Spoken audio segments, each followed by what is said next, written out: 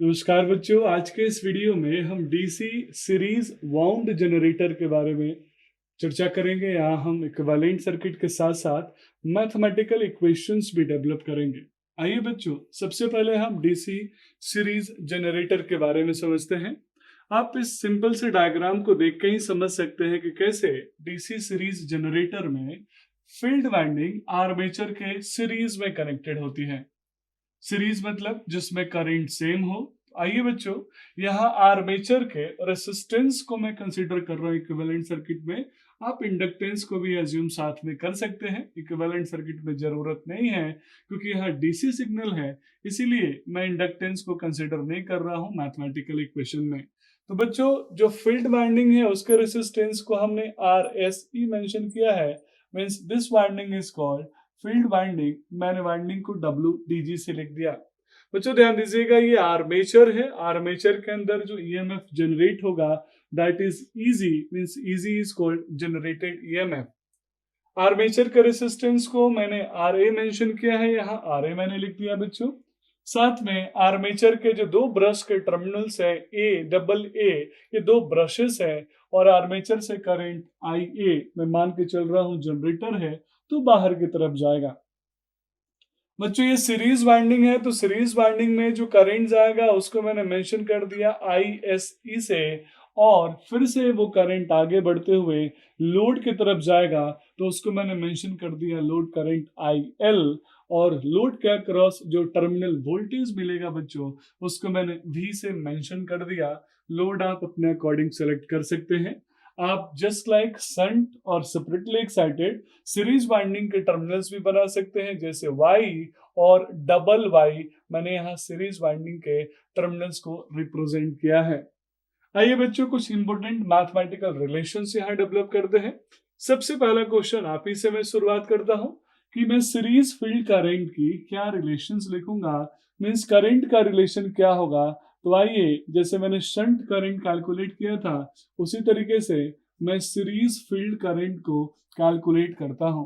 बच्चों आप मुझे बताएंगे क्या सीरीज में करंट सेम होता है? तो यस, सीरीज में करंट सेम होता है। यहाँ कौन से तीन करंट आपस में सीरीज है?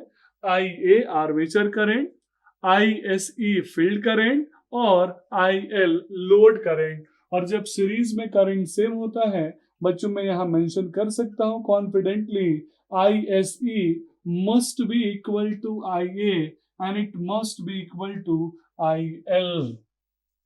मीन्स यहाँ पे ध्यान दीजिएगा, लोड करंट की वैल्यू हायर होगी तो सीरीज में फील्ड का करंट भी हायर होगा।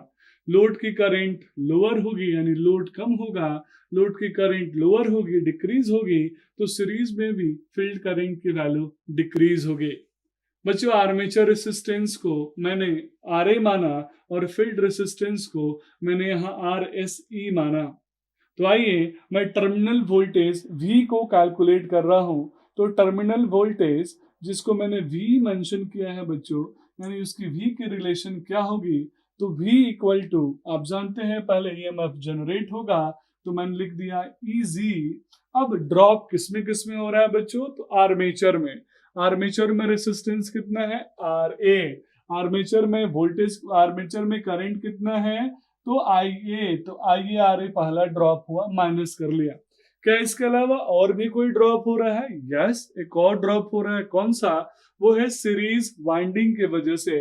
तो सीरीज की वाइंडिंग का रेसिस्टेंस कितना है बच्चों? RSE। और सीरीज में करंट की वैल्यू कितनी है? ISE। तो मैं लिख सकता हूं ISE RSE। चलिए मैं यहाँ ब्रश ड्रॉप को भी कंसीडर कर लेता हूं। तो आप मुझे बताएंगे कितने ब्रशेस है? 2, और एक ब्रश का ड्रॉप कितना है? VB। तो मैंने यहाँ मेंशन कर लिया 2VB, और ये 2VB ब्रश ड्रॉप है। बच्चों आपको तुरंत समझ में आ गया होगा कि यहाँ IA और ISE दोनों बराबर हैं, तो इस इक्वेशन को और शॉर्ट हम कर सकते हैं। तो लिख सकते हैं V equal to IG। IA more known quantity है तो IA मैंने लिखा, ISE को भी IA लिखा, और ISE को जब मैं IA मेंशन करूंगा तो दोनों में कॉमन हो जाएगा IA, तो वैल्यू बचेगी RA प्लस का RSE माइनस का 2VB, क्योंकि यहाँ पे बच्चों IA ही ISE के बराबर है। तो इक्वेशन नंबर 1 मैंने यहाँ कैलकुलेट कर लिया, इक्वेशन नंबर 2 मैंने यहाँ कैलकुलेट कर लिया। आइए अब मैं पावर डेवलप्ड कैलकुलेट करता हूँ। तो पावर डेवलप्ड को मैं PD से लिखूंगा, तो पावर डेवलप्ड इक्वल टू, यानी PD की वैल्यू मुझे चाहिए। आप बताएंगे मुझे PD कितना होगा। तो पावर डेवलप किस में हो रहा है, आर्मेचर में, तो आर्मेचर का ये मैं इजी, तो मैंने लिख दिया यहाँ पे इजी। करंट की वैल्यू क्या लिखूंगा बच्चों, तो आर्मेचर में करंट कितना डेवलप हो रहा है, दैट इज IA, यानी आर्मेचर में करंट IA फ्लो हो रहा है, तो इजी इनटू IA। मैं इसको लिख सकता हूँ वॉट या फिर किलोवाट में एज पर नेट। अब लास्ट मैं आपसे कैलकुलेट करने की बोलूंगा, दैट इज पावर आउटपुट। अब आप मुझे बताएंगे पावर आउटपुट क्या होगा, जिसको मैंने P0 मेंशन किया। पावर आउटपुट टर्मिनल वोल्टेज पे मिलेगा, तो वोल्टेज तो क्लियर है, V हो गया। व्हाट अबाउट करंट, क्या मैं करंट IA लिखूं? अगर किसी बुक में IA लिखा हो तो, और किसी बुक में ISC लिखा हो तो डोंट बी कंफ्यूज्ड, यहाँ तीनों सीरीज में है, तीनों की वैल्यू सेम है, तो मैं IA लिखूं या फिर IA लिखूं, बात बराबर होगा। मैं इसमें लिख सकता हूँ V इंटू IL या फिर V इंटू IA, और यहाँ भी इसकी यूनिट वॉट और लार्जर यूनिट क्या होगी, किलो वॉट। तो बच्चों इस तरीके से हमने DC सीरीज जनरेटर में output equation, power developed equation, power output और करंट के रिलेशंस को कैलकुलेट कर लिया। That's all about this video. Thank you so much.